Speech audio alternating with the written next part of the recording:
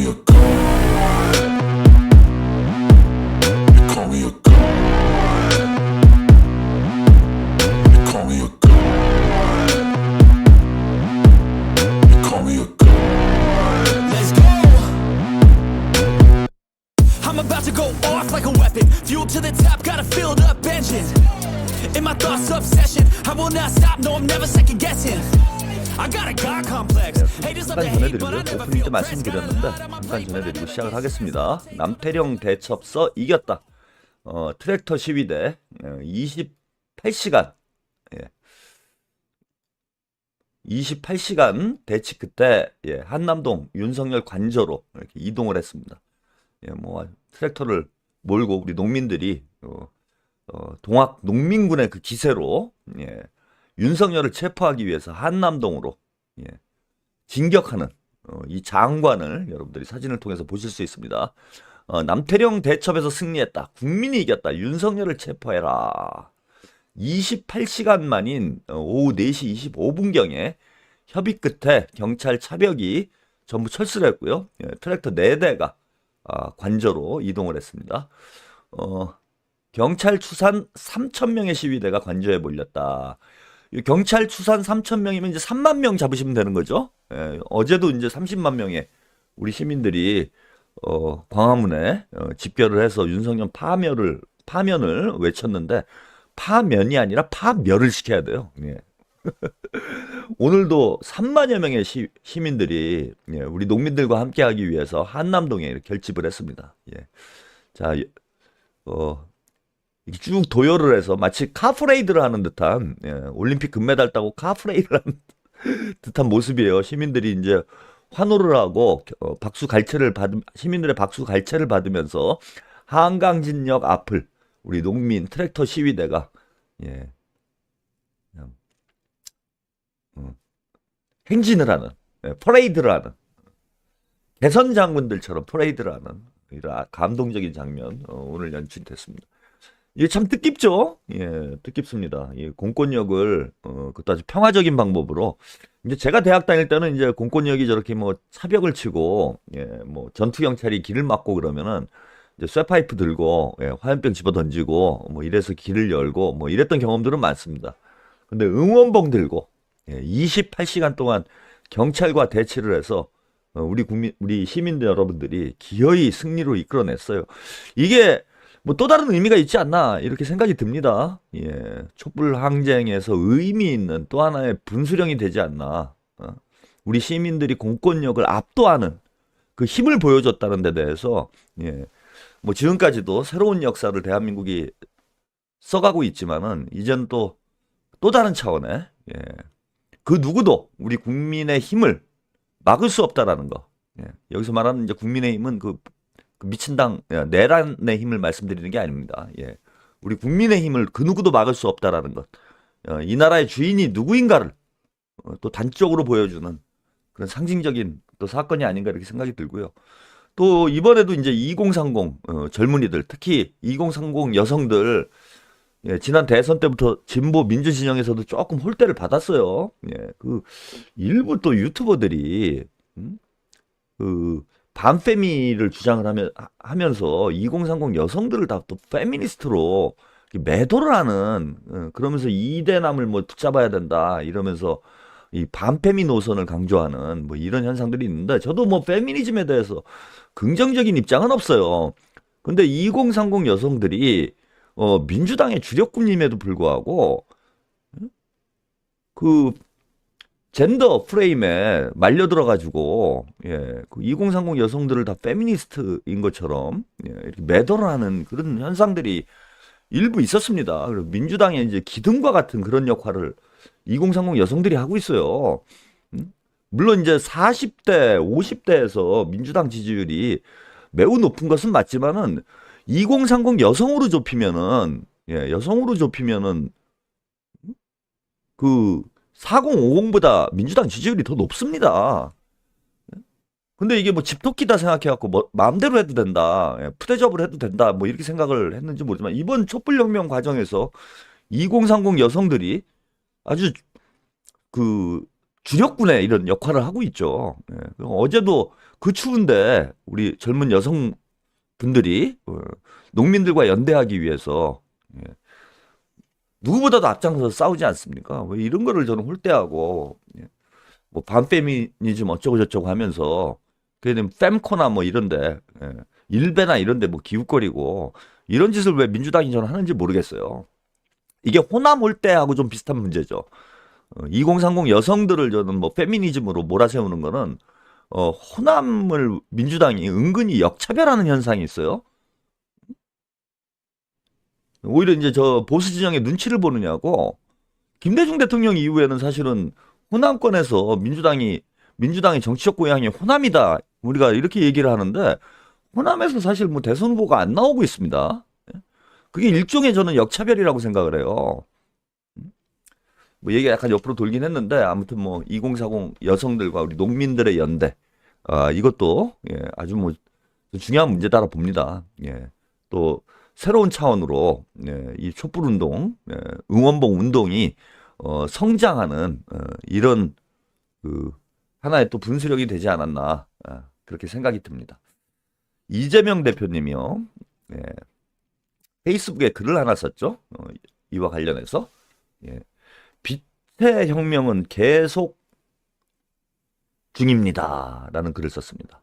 한강 작가의 말처럼 계엄군 총칼에 쓰러져간 영령이 오늘의 우리를 구했습니다. 과거가 현재를 구할 수 있는가? 예, 이런 이제 화두를 던졌죠. 한강 작가님이. 예, 역시 뭐 세계적인 작가이다 보니까 아주 시대 정신을 오롯이 담은 명화두를 던졌어요. 과거는 과연 현재를 구할 수 있는가? 저는 이 화두에 대해서 뭐 쉽게 답을 내릴 수 있습니다. 한강 작가님은 이제 고민 중이다 얘기를 하셨는데, 과거는 언제나 현재를 구할 수 있죠. 반대로 과거가 현재를 죽일 수도 있어요. 우리 도산이 아니죠. 예. 단재 신채호 선생님의 또 유명한 말씀이 있죠. 예. 그 축구 경기장에도 이제 뭐 한일전 할 때 그런 플래카드가 걸리고 하던데, 예. 과거를 잊은 민족은 뭐 미래가 없다. 이런 또 뭐 명언이 있잖아. 현재는 과거의 거울일 수밖에 없습니다.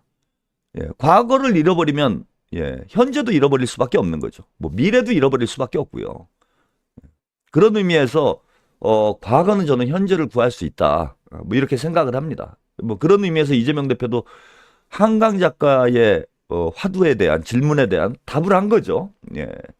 5.18이 계엄군 총칼에 쓰러져 갔던 그 5.18 영령들이 우리의 혼을 일깨운 거죠.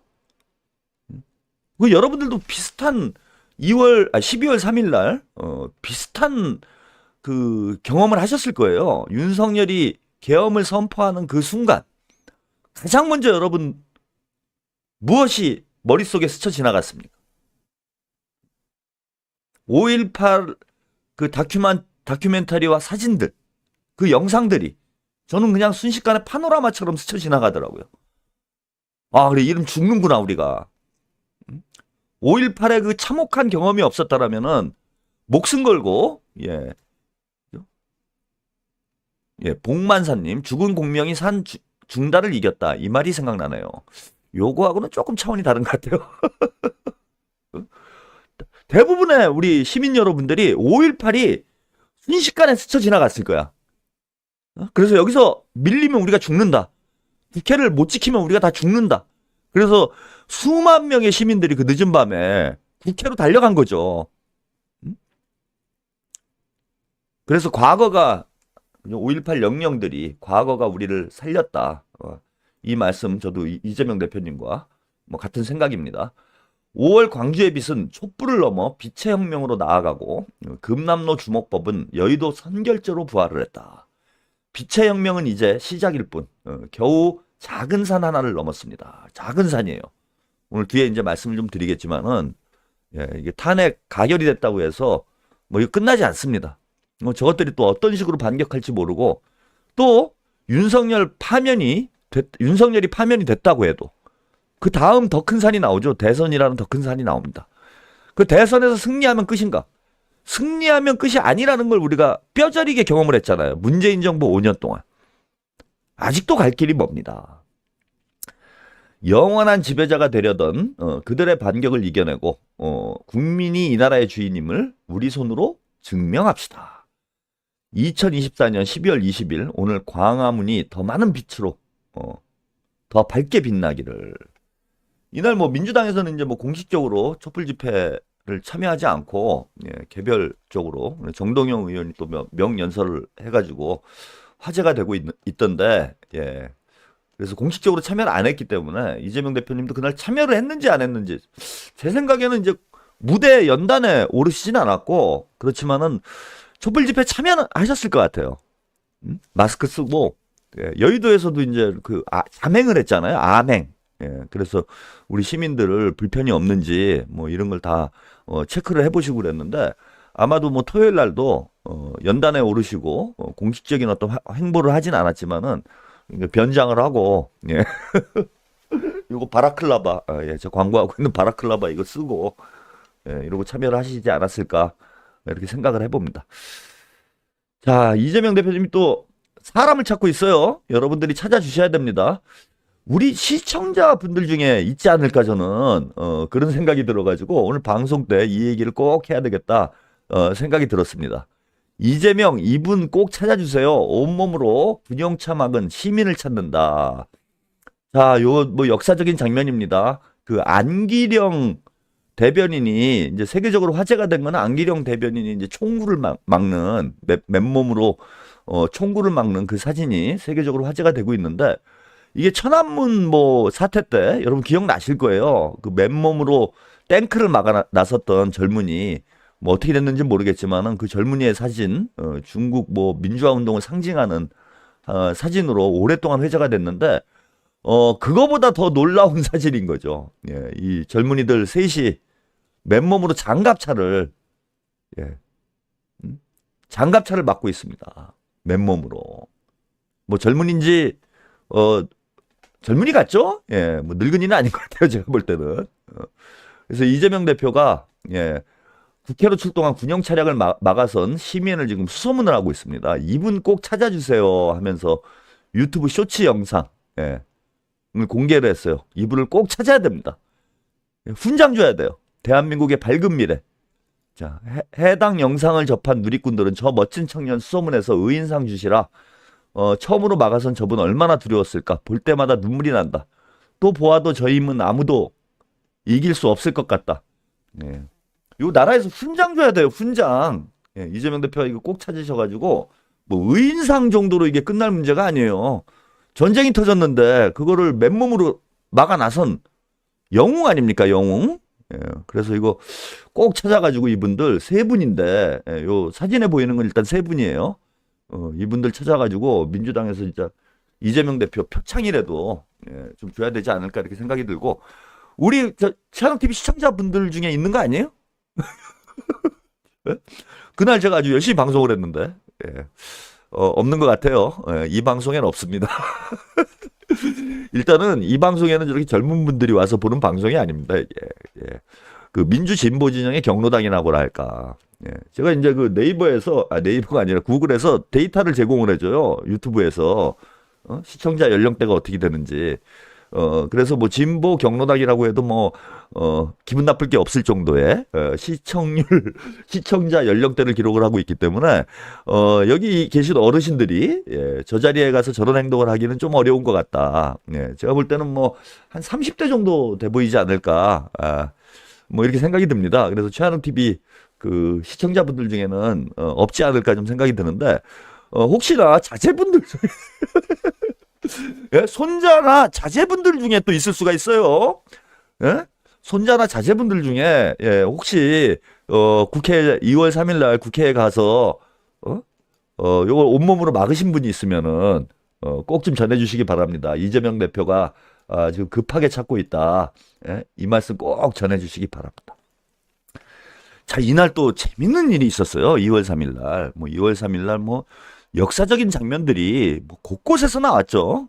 그야말로 포토제닉한 뭐 그런 상황들이 지금 우리가 지나고 나니까 이거를 진짜 이게 평화적으로 잘 해결이 돼서 윤석열이 탄핵되고 나니까 웃으면서 얘기를 할 수 있지. 만약에 계엄이 성공을 했다라면 내란이 성공을 했다라면 뭐 이런 얘기를 하고 있을 상황도 안 되죠. 하회탈님, 난 50대라 경로당 갈 나이는 아닌데요. 예. 50대면은, 예, 경로당 안 갑니다. 여기, 청년회 가요, 청년회. 저도 이제 가평에서 살고 있는데, 제가 청년회 안 나갑니다. 예? 청년회 나가면 막내예요, 제가, 막내. 예, 그래서 시골에 가면은 뭐 50대는 청년회 들어가기 때문에, 예, 여러분들도 희망이 있습니다. 예, 촉법소년이다, 신중기님. 예, 거짓말하면, 코가 나옵니다. 코가 길어집니다. 거짓말하면. 예, 촉법소년 같은. 예, 갑자기 뭐 나이 얘기들을 뭐 하시는데, 예. 경로당 맞아요? 뭘 아니야. 여기 60%가 50대 이상인데, 60%가 아니 70%. 예? 최한욱 TV 시청자의 70%가 50대 이상이에요. 요즘이야, 이제 우리가 평균 수명이, 늘어나가지고 50대도 뭐 젊다 이런 얘기 하지. 한 80년대, 90년대만 해도 50대면 할아버지야, 할아버지. 예? 무슨 젊은 척하고 그래. 예? 저는 솔직히 인정합니다. 50대면 할아버지지 뭐. 저도 아이를 좀 늦게 낳아서 그러지. 이제 20살 돼요, 내년에. 큰애가. 제 친구들 보면 이제 할아버지 된 애들 있어요. 어디서 젊은 척을 하려고 그래. 자, 이게 이재명 대표와 관련된 김태선 의원이, 예, 12월 3일에 있었던 아주 의미 있는 얘기를 SNS에 올렸습니다. 자, 울산에서도 윤석열 대통령 체포와 파면을 촉구하는 집회가 계속되고 있습니다.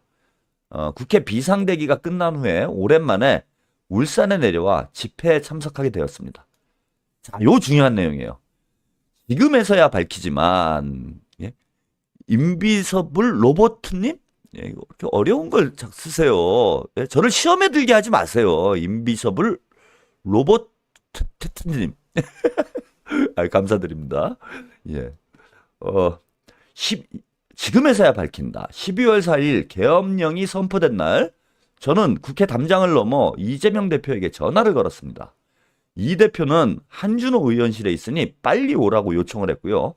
그 자리에 한준호 의원, 이재명 대표, 그리고 제가 함께 있었습니다. 이재명 대표는 당시 조만간에 체포될 것을 예상하며 민주당이 차후 책임을 지고 이끌어 나갈 순서를 정리하고 있었다. 그러니까 이재명 대표가 본인이 체포될 때를 대비해서, 예, 이끌어 나갈 순서, 리스트를 뽑고 있었다는 거예요. 당 서열 정리를 하고 있었던 게 당 서열 정리. 왜냐하면 지도부가 다 잡혀갈 수 있기 때문에 이게 수습이 안 될 수 있어. 이 마음은 제가 잘 알아요. 예, 요것도 제가 한번 깔때기 잠깐, 예, 과거 필드에서 뛸 때 깔때기 잠깐 대고 넘어가도록 하겠습니다. 제가 2008년도 9월에, 예, 국정원이 압수수색을 들어왔어요. 예? 이제 뭐 면목동에 있는 그 연립주택에 살고 있었는데 아침에, 예? 아침 7시인가 막 문을 두드리고 난리가 났어. 문을 열어보니까 국정원이 압수수색을 들어온 거야. 근데 이제 바로 체포가 됐어요, 제가. 얘네들이 이제 그 긴급 체포를 해버린 거지. 윤석열을 그렇게 했으면 벌써 잡았겠다. 그리고 제가 이제 긴급 체포가 됐습니다. 근데 당시에 제가 일하던 단체에 제가 집행위원장이었어요. 대표님이 있고, 그 다음에 이제 제가 집행위원장이 있고, 그리고, 누가 잡혀가는지를 지금 알 수가 없는 상황이었어. 그리고 저는 완전히 그 뭐 좁은 집에 제가 뭐 한 30평도 안 되는 아파트에, 연립주택에 살고 있었는데, 거기에 뭐 한 4, 50명 들어왔나 봐. 이것들이 들어올 데도 없어. 그래 막 지들끼리 막 해가지고, 제가 영장 보고, 저는 니네 어디 압수된대야. 니네 압수된 데만 들어가. 그래가지고 뭐 거실은 제가 장악을 하고 있어. 거실은 아니구나. 하여튼 큰 방을 제가 장악을 하고 있고, 그 30명이 막 옹기종기 모여가지고 뭐 하여튼 개고생을 했습니다. 걔네들도. 그래서 뭐 두세 시간 정도 압수수색을 한 후에 바로 국정원으로 끌려갔어요. 국정원으로 끌려갈 때, 예? 이번에 이제 여러분들 그런 거 김어준이 폭로를 하면서 알게 됐을 거야. 그 선관위 직원들, 예? 이거 이제 뭐 수갑이 아니라 이제 그 케이블 타이죠. 케이블 타이로 묶고 머리에다 두건 쓰고 뭐 그러고 들어간다 그러잖아요. 저도 이제 국정원 들어갈 때 머리에다 뭐 뒤집어 씌워요. 그 시설을 보이면 안 된다 그래갖고. 차에도 커튼이 있어. 차에 커튼 치고 머리에 뭐 뒤집어 씌우고, 무서워, 씨발. 그래 국정원에 끌려 들어갔어요. 그럼 조사실에 이제 딱 앉아 있는데 그 조사실에 욕조가 있어 진짜로. 응? 옛날에 이제 그 박종철 열사 막 그 물고문하고 그러던 욕조가 있습니다. 제가 그 말이 기억이 나요. 그 국정원 직원이 너 저 욕조가 뭔 줄 알아? 처음에 이제 겁주는 거야. 제가 프로페셔널 프리즈너인 줄 모르고 겁주면 제가 쫄 줄 알고 너가 뭔 줄 알아? 저기서 옛날에 어떤 일이 있었는 줄 알아? 근데 저는 이제 묵비였기 때문에 그냥 닥치고 있었습니다. 그러니까 그 암시를 주는 거지. 박종철 열사 뭐 물고문 막 이런 거 암시를 주는 거예요. 근데 그때만 해도 그 물고문하고 뭐 고문하고 이럴 때는 아니었어요. 그리고 뭐 저도 이제 짬밥이 있기 때문에 그 정도 뭐 뻥치는 거에 뭐 협박에 뭐 넘어가고 그럴 사람은 아니었어. 그 얘기가 중요한 게 아니라. 근데 이제 제가 감옥을 가게 생겼잖아, 이제 딱 보니까. 제일 먼저 생각한 게 뭐냐면, 우리 단체가 그래도 운영이 돼야 되니까, 권한대행. 권한대행을 누구로 세울 것인가. 이거를 다, 그때 이제 압수수색 하는 동안은 이제 그 전화통화나 이런 게 가능했으니까요. 전화통화해가지고 누구누구를, 권한대행으로 하고, 그러니까 안 잡힐 것 같은 사람. 한 사람을 빨리 권한대행을 하고, 무슨 일을 해라. 그러니까 뭐 어디 가서 뭐 기자회견을 하고 뭐 집회를 하고 이런 것들을 대책을 세우고 그러고 끌려 들어갔습니다. 봉만사님, 최평은 얼굴이 너무 잘생겨서 빛이 날까봐 두건을 시험 당한 거라고 왜 말을 못해요? 뭐 그런 면도 있다고 저도 봐요. 너무 잘생겨가지고 국정원 직원들이 정신을 못 차릴까봐. 네, 웃기는 소리입니다. 이재명 대표도 이제 이 순간에 그런 생각을 했다라는 거예요. 사실 이게 이럴 경황이 있을 때입니까? 진짜로. 그런데 차후에 책임지고 이끌어 나갈 순서, 명단을 뽑고 있었다라는 거예요. 1번 누구, 2번 누구, 3번 누구. 누구누구 이제 지도부는 거의 다 잡혀간다고 보고 빨리 민주당이 이 상황에 또 곧바로 대응을 해야 되잖아요. 이재명 대표가 잡혀가더라도. 근데 그 긴박한 상황에 순서를 정리하고 있고요. 정리된 리스트는 20여 명이었다고 합니다. 민주당에서 이제 그 차후에 이재명 대표가 체포되고 난 이후에 당을 이끌어 나갈 지도부의 명단인 거죠. 이게 20여 명이었고 그는 그 리스트를 제게 건네며, 그러니까 이재명 대표가 그 리스트를 제게 건네며 이렇게 말씀하셨습니다. 김 실장도 잡히기 전에 이 내용을 언론에 공표해라. 그래야 민주당이 국민과 끝까지 싸울 수 있다. 이 결기로 지금까지 싸워올 수 있었습니다. 그리고 그 힘의 원천은 바로 여러분 함께 해주신 국민들이었습니다. 차디찬 아스팔트 위에서, 국회 앞 여의도에서, 그리고 이곳 울산에서 여러분들이 외친 목소리가 바로 탄핵의 동력이었습니다. 하지만 내란은 아직 끝나지 않았습니다. 한도수 총리가 권한대행이라는 자리를 지키며, 뒤에 이제 더 긴 내용이 있는데 이건 좀 일반적인 내용이어서 이 정도 소개를 해드리도록 하겠습니다. 참 대단한, 저는 우리가 리더를 만났다, 지도자를 만났다, 이제 대한민국을 한번 새롭게 바꿔볼 수 있겠구나, 저는 그런 생각이 들었어요. 이 긴박한 상황에 차후 그 다음을 생각할 수 있을 정도의 치밀한 지도자라면 저는 못 해낼 일이 없다라고 생각을 합니다. 본인이 언제 목숨을 잃을지도 모르는 그 긴박한 순간에 이재명 대표는 당과 국민들부터 생각을 한 거예요.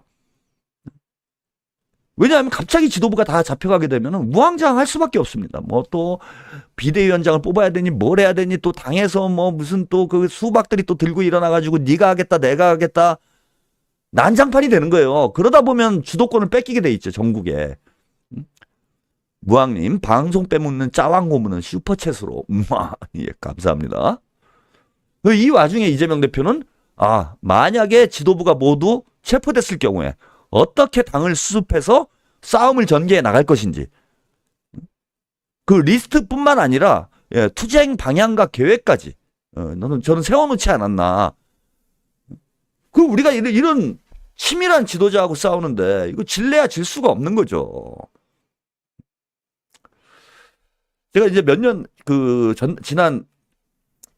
지지난 이재명 대표가 처음 당대표 되던 2022년 전당대회 때부터 계속 이제 플랜 B 얘기를 계속 하고 있어요. 욕 처먹으면서도.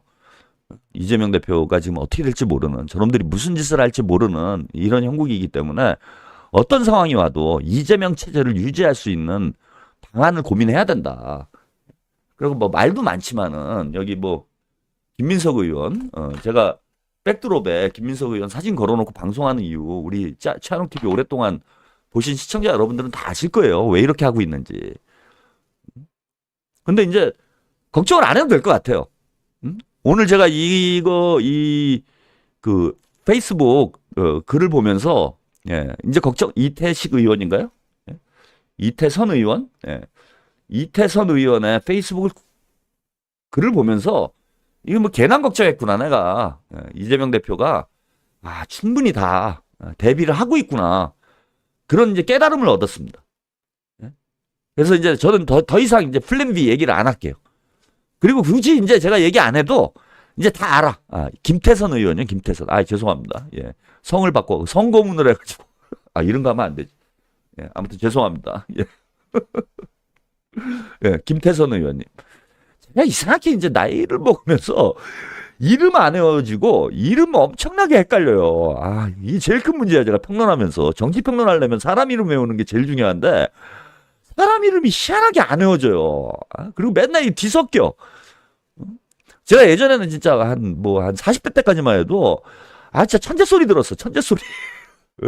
이게 머리가 너무 비상해갖고 너무 잘 외워요. 제가 몇 년도 몇 월 며칠에 무슨 일이 있었고 누가 이런 말을 했고 이런 걸 너무 잘 외워. 그래서 제가 뭐 대본도 강의 자료도 없이 강의를 3시간 4시간씩 했습니다. 세계 정세가 어떠고 저떠고 뭐가 어떠고 정치가 어떠고 저떠고 이런 걸 뭐 대학을 막 돌아다니면서 엄청나게 강의를 하고 다녔어요. 그때 뭐 보신 분들도 꽤 있을 거야. 예, 제 강의 한두 번씩은 뭐 들어보신 분들이 있을 거예요. 막 서너 시간을 노트도 없이 다 머릿속에서 그냥 쫙 읊습니다. 막 깜짝 놀래요. 막 10년 전, 20년 전에 있었던 일을 날짜까지 정확히 몇 시까지도 막 맞히는 경우가 있어. 제가 한때는 그랬던 놈이라고 좀 강조를 하고 싶습니다. 예. 지금 도무지 이게 생각이 안 나요. 미치겠네.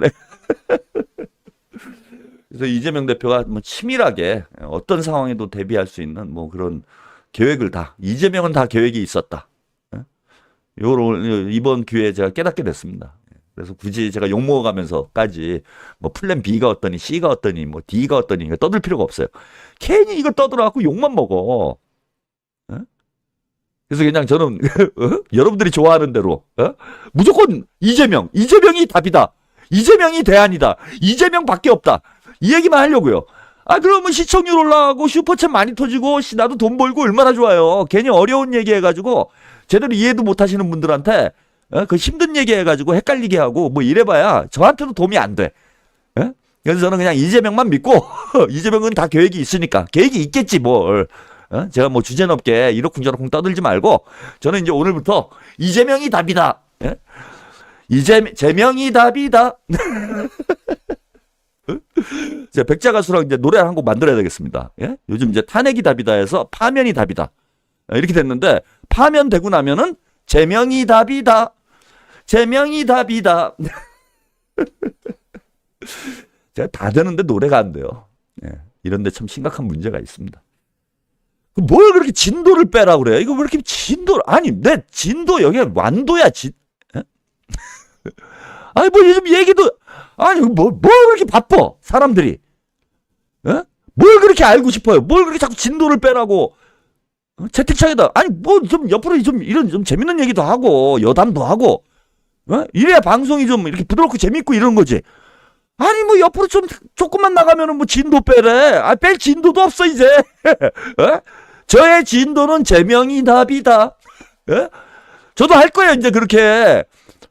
시청률이나 뽑아 먹겠어 나도. 슈퍼챗이나 받아보겠어. 여기까지 말씀드리고 오랜만에 이재명 대표에게 제가 좀 길게 말씀을 드렸습니다. 우리가 얼마나 참 하늘이 내린 지도자다. 저는 이제 그런 생각이 들어요. 처음에는 이재명 대표가 훌륭한 행정가다. 뭐 두 번째는 똑똑한 명석한 정치인이다. 뭐 이런 생각이 들었는데 참 2년 정도 됐죠. 이제 당대표를 하시고 정치에 입문한 거는 사실 대선 끝나고 본격적으로 정치를 시작하셨다고 보는데 이제 일선이 초선이야 초선. 초반선. 예. 그죠? 이제 초선이에요. 4년도 못 해봤어. 이재명 대표. 초선 의원이에요. 우리 생각해보면 정치 초짜야. 정치 초짜. 근데 이런 정치 초짜가, 와, 한 2년 만에, 진짜 정치 9단. 예? 정치 9단을 넘어서 정치 11단. 이런 반열에 올라갈 수 있다라는 거는 진짜 이재명 대표는 하늘이 낸 1.5선, 1.5선, 초반선이 아니고 1.5선입니다. 1.5선이에요. 생각해봐요. 이제 초선이에요, 초선.